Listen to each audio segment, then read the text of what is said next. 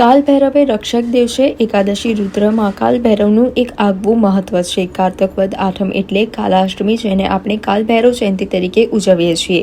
આજના દિવસે ખાસ કરીને કાલ ભૈરવની ઉપાસના જીવનના રક્ષણ માટે, પરિવારના રક્ષણ માટે અને અનિષ્ટતા ઉપદ્રવના નિવારણ માટે કરવામાં આવે છે. કાલ ભૈરવની ઉપાસના માટે ભક્તો આજના દિવસે ખાસ કરીને કાળા વસ્ત્રો પહેરી અને કાલ ભૈરવની ઉપાસના કરતા હોય છે.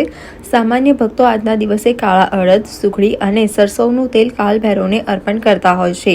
સવિશેષ તેની ઉપાસના કરતા હોય છે. આ અંગે જ્યોતિષાચાર્ય સત્યમ મહેન્દ્ર જોશીએ જણાવ્યું હતું કે કાલ ભૈરવ એ કાશીના કોતવાલ તરીકે ઓળખાય છે. કાલ ભૈરવનું મુખ્ય સ્થાન કાશીમાં છે. સાથે ઉજ્જૈનમાં પણ એક વિશેષ સ્થાન કાલ ભૈરવનું છે. વિશેષ કરી સ્મશાનની આસપાસ પણ તેમનો વાસ હોય છે. વડોદરામાં પણ ભાવિક ભક્તોએ કાલ ભૈરવની ઉપાસના કરી. વડોદરામાં મહિલા પોલીસ સ્ટેશનની લાઇનમાં આવેલું વર્ષો જૂનું પૌરાણિક કાલ ભૈરવ મંદિર ખાતે બહુચરાજી સ્મશાનમાં પણ આવેલ કાલ ભૈરવ મંદિરમાં ભક્તોએ કાલ ભૈરવની ઉપાસના, પૂજન અર્ચન કરી કાલ ભૈરવ જયંતિની ઉજવણી કરી હતી. 300 વર્ષ જૂનું છે. આ મંદિરની અંદર લોકોની આસ્થાઓનું કેન્દ્ર છે.